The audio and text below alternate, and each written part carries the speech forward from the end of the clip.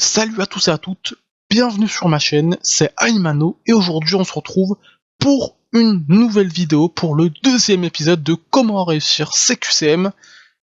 Aujourd'hui au programme de l'anatomie. C'est parti, on commence. Alors, on va donc dessiner un os et je veux donc vous expliquer les différentes parties d'un os. On va dire que ceci correspond à un os. Alors, on va avoir différentes parties dans notre os.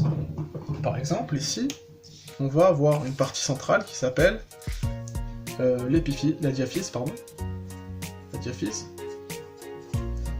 Et deux parties sur le côté, ici et ici, qu'on appelle les épiphyses. Voilà. Donc, on a l'épiphyse et la diaphyse. Donc là, la question était...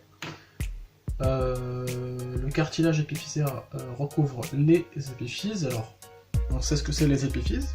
Alors, autour des épiphyses, on va retrouver effectivement un cartilage qui est ici et ici, mais ça ne s'appelle pas le cartilage épiphysaire. Ce cartilage qu'on retrouve au niveau des épiphyses s'appelle le cartilage articulaire. C'est pour les articulations. Donc, l'item A est faux. Item B, les points d'ossification primaires sont aux extrémités des os, de l'os. Alors pareil, en fait, quand on va avoir la formation de l'os au départ, eh bien, on va avoir des points d'ossification primaires au départ, puis des points d'ossification secondaires. Les points d'ossification primaires, en gros, ils vont commencer ici, au départ. Donc ça commence ici au départ, donc on est d'accord que ce n'est pas aux extrémités des os, parce que c'est au niveau des extrémités des os, ça sera par la suite des points d'ossification secondaires.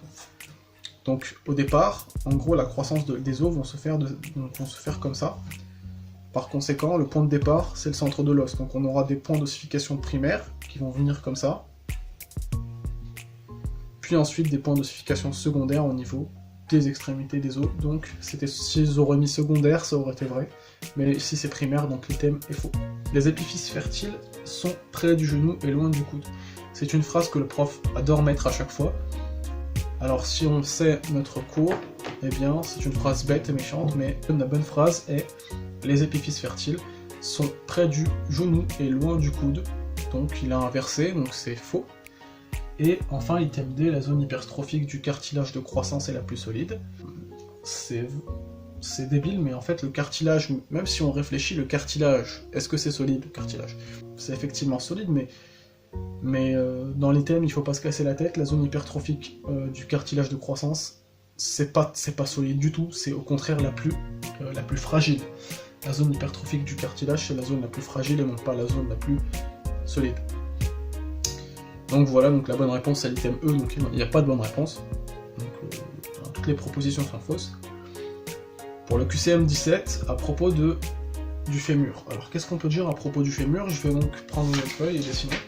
Le fémur, c'est quoi? Le fémur, c'est un os qu'on retrouve au niveau, tout simplement, du bassin. Donc on va avoir le bassin et on va retrouver un os qui s'appelle le fémur.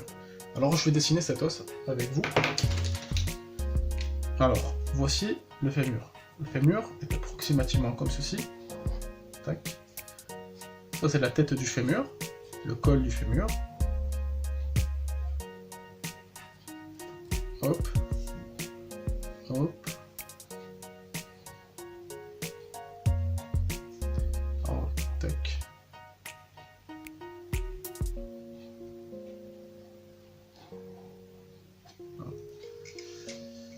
Alors ça, c'est tout simplement le fémur.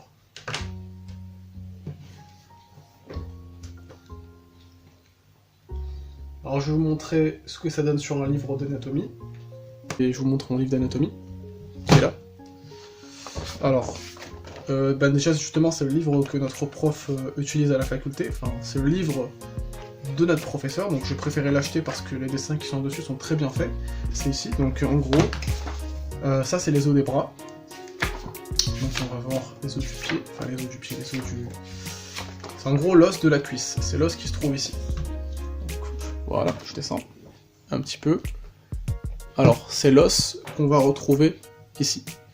Si on prend le fémur sur le côté, le fémur, en gros, d'une personne, en gros, il est tout simplement comme ceci. Tac.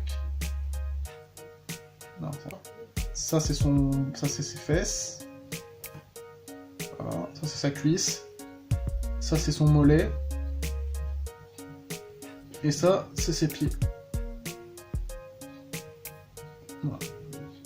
Pour être vulgaire approximativement, voilà, ça dessine comme ça. Alors moi, et donc, on va donc voir donc que l'axe du col du fémur, donc le col il est là, c'est le col du fémur. En gros, voici l'axe du col du fémur, et on voit bien que le col du fémur, il regarde en avant, car ça c'est l'arrière, donc là c'est les fesses de la personne, donc là c'est l'arrière de la personne, là c'est les pieds, donc voilà, ça c'est l'arrière, ça c'est l'avant.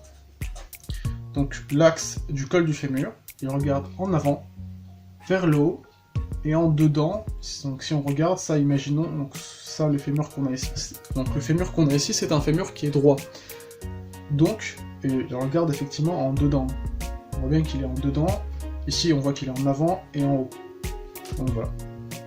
Alors l'item B, en gros il nous parle d'angle cervico-diaphysaire, alors en gros la diaphyse on a vu tout à l'heure que c'était ça, la diaphyse c'est ça. Et l'angle cervico-diaphysaire. Donc cervico, en gros, c'est au niveau du col. Et l'angle cervico-diaphysaire, c'est ça. Tac, tac. Ceci correspond à l'angle cervico-diaphysaire. Et donc, en gros, ça correspond... Bon, c'est dit dans le cours, c'est spécifié, mais c'est un angle qui fait quand même 125 degrés. Donc, l'item est vrai. Prenons ensuite la tête du fémur. La tête du fémur est particulièrement vascularisée par le pédicule postéro-supérieur. Alors pareil, qui est ici, donc ça ceci est une vue en avant du fémur, ça c'est une vue en arrière du fémur. Dans la vue en arrière du fémur, comme on le voit ici, je vais pas commencer par décrire, mais en fait on va avoir, émanant de l'artère fémorale, donc l'artère fémorale, c'est l'artère qui est au niveau de la cuisse, émanant de l'artère fémorale, une artère qui va s'enrouler en arrière de la diaphyse du fémur, et ensuite elle va monter par l'arrière, et monter vers le haut en direction de la tête fémorale. Donc, en gros, 90% de la vascularisation du fémur va se faire par le pédicule postéro, parce qu'il passe par le... Alors cet item est vrai parce que, en gros, donc tout ça c'est de la tête, donc tout ça c'est du cartilage, ça aussi c'est du cartilage.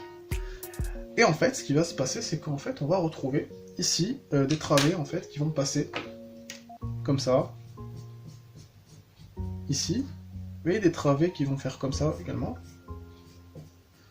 Et à un moment donné, ça va faire comme une sorte de triangle ici. Ça va faire comme un triangle ici, qui fait que, tout simplement, il n'y aura pas en fait, les travées ne passeront pas, et donc dès que vous allez voir une personne qui va avoir, je sais pas si vous avez déjà vu, mais les fractures du col du fémur sont extrêmement fréquentes, c'est assez fréquent, et ça s'explique par le fait qu'on ait un triangle de faiblesse où on a des travées d'os spongieux qui sont censés passer par là et par là. Or, ces travées spongieuses ne passent pas au niveau du col du fémur, ici, et du coup, en fait, l'os spongieux est censé donner tout simplement à l'os une caractéristique de résistance. Or, ça ne passe pas au niveau du triangle de faiblesse, donc c'est très fragile, donc ce qui explique que les fractures du col du fémur sont très fréquentes. Donc voilà. Donc l'item est vrai, donc les bonnes réponses dans le QCM17 c'est ABCD.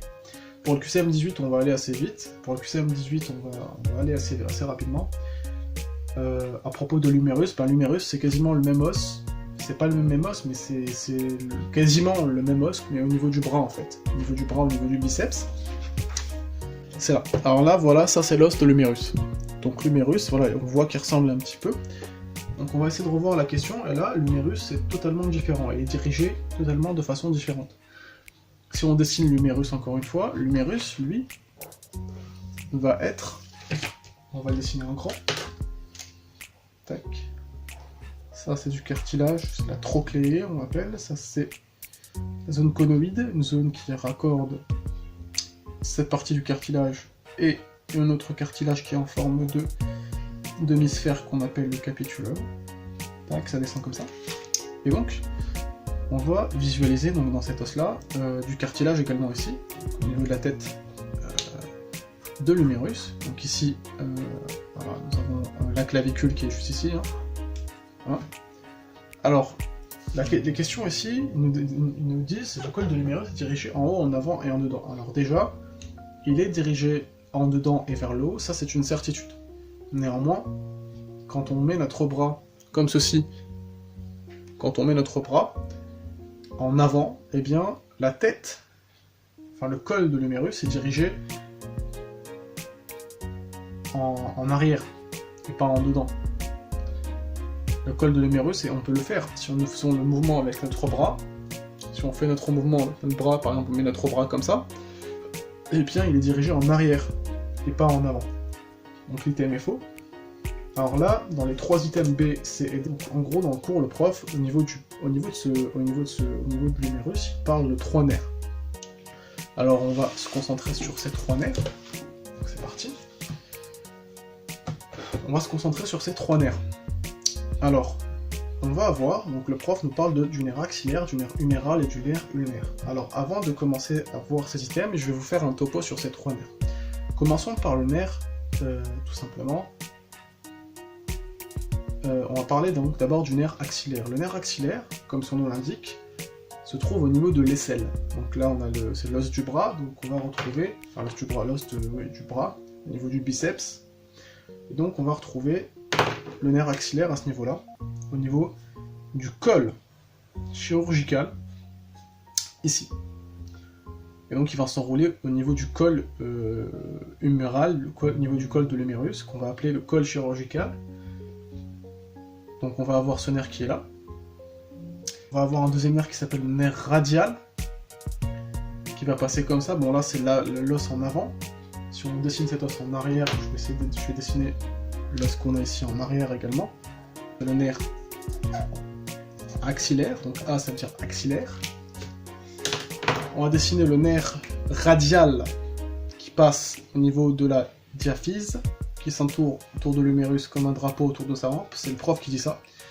Donc selon le prof, il s'entoure au rôle de l'humérus comme un drapeau autour de sa rampe. Enfin, vous voyez les drapeaux dans les bateaux, enfin, bon, voilà, c'est le prof, hein, voilà. Dans une gouttière. Voilà. Et donc il arrive au niveau d'une partie ici qu'on appelle l'épicondyle. Alors les épicondyles en gros c'est la partie latérale qu'on a ici. Donc ça c'est l'épicondyle. Ça c'est l'épicondyle. Ça c'est l'épi. Non, je ne sais même pas écrire, non c'est ça, l'épicondyle. Ça c'est l'épicondyle. Alors vu que ici on a une vue en avant et ici une vue en arrière. Ici c'est l'épicondyle du coup latéral. Ici, ça veut dire sur le côté en gros. Et ça c'est l'épicondyle médial. Médial, c'est-à-dire celui qui est le plus proche du bras. En gros, là on a notre corps. Là, voilà. Donc l'épicondyle latéral, ici c'est le latéral, ici c'est le médial. Donc, en gros, on a ça. Et on a un troisième nerf qui s'appellera lui le nerf tout simplement ulnaire. Alors, vous allez me dire pourquoi ce nerf s'appelle le nerf radial, parce que tout simplement il va y avoir deux autres os ici qui sont les os de l'avant-bras, qui sont ici, avec ici, comme vous voyez sur mon bras ici, vous avez deux autres os. On a un os qui s'appelle ici le radius, et ici un os qui s'appelle l'ulna. En gros, le nerf radial est appelé comme ça parce qu'il va s'enrouler, puisqu'il va passer au niveau du radius, et on va avoir un nerf ulnaire au niveau de l'autre côté, nerf ulnaire, puisqu'il va aller le long de l'ulna qui est l'os qui se trouve à côté du radius, et lui va passer comme ça. Alors je l'ai un petit peu mal dessiné puisqu'il va passer en fait en dedans de la trochlée. Cet élément là c'est du cartilage. Donc cet élément s'appelle la trochlée. Ça c'est la même chose. Et en gros il va passer en dedans, donc on aurait pu le faire en pointillé, il va passer en dedans, donc de la trochlée, au niveau de l'épicondyle médial. Donc si on prend les trois items qu'il y a ici, item B, le nerf axillaire entoure la diaphyse de l'humérus. C'est pas le nerf axillaire, c'est le nerf